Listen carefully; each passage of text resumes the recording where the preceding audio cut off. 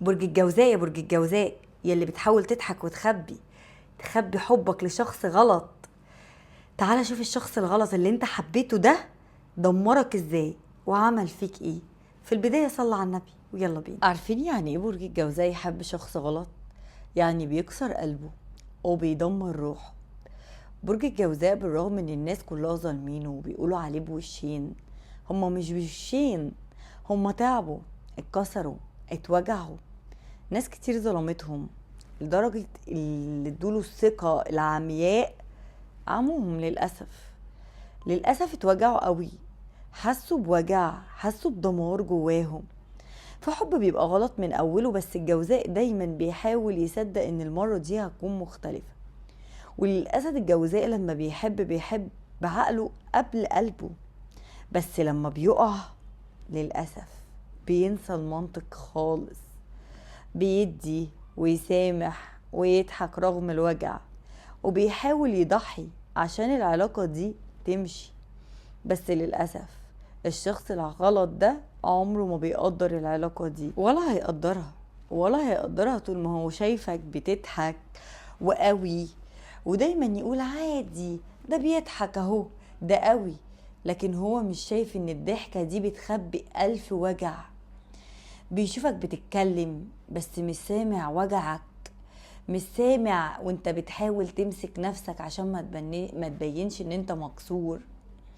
هو الجوزاء مش ضعيف، بس للأسف الحب بيكسره. الشخص اللي بيغزله بيكسره، الشخص اللي بيغزل عقله قبل قلبه بيكسره. بيقعد يسأل نفسه انا ازاي اخترت الغلط ده، ازاي صدقت كلمة مش حقيقية، ازاي كنت شايف ان في امل. والاصعب ان الشخص الغلط ده بيخليك يا برج الجوزاء تشك في نفسك، تشك في طريقتك، تشك في كل حاجة، تشك حتى في مشاعرك، في كل حاجة كنت بتحبها. هو بيكسرك ببرود، بيبعد عنك وقت ما تحتاجه، وبيسيبك تواجه كل حاجة لوحدك، وكل حاجة كانت بينكم عادي مش فارقاله. وللأسف انت يا برج الجوزاء كنت بتضحك للدنيا، بس للأسف سكوتك اللي بتعلم وتقول للناس انا كويس وانت اصلا بتمثل انك بخير وانت مش بخير، ده الغلط الحقيقي. الحرب اللي جواك اللي محدش شايفها ده الغلط الحقيقي.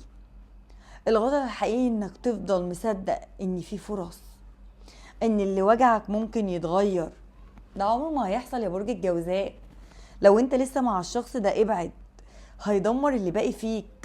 ما تستحملش، مش هيتغير يا برج الجوزاء. اللي كسر الجوزاء مرة هيكسره 1000 مرة، وكل مرة حتى لو رجعت هتتكسر.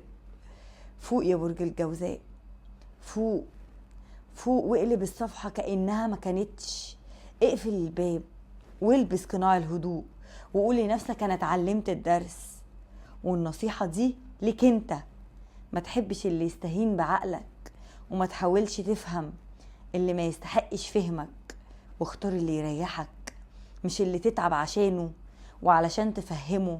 لانك مش اتخلقت عشان تشرح مشاعرك لحد مش فاضي يحس بيها، انت اتخلقت تبقى نور، وما ينفعش النور يفضل واقف جنب حد مش شايفه. افهم الكلام بقى يا برج الجوزاء، وكفاية تعذب نفسك اكتر من كده. واظن الرسالة وصلت لك في وقتها المناسب، وان شاء الله قلوبكم ترتاح قريب جدا، ويكون لقلبكم راحة وسعادة كبيرة. انتوا فين؟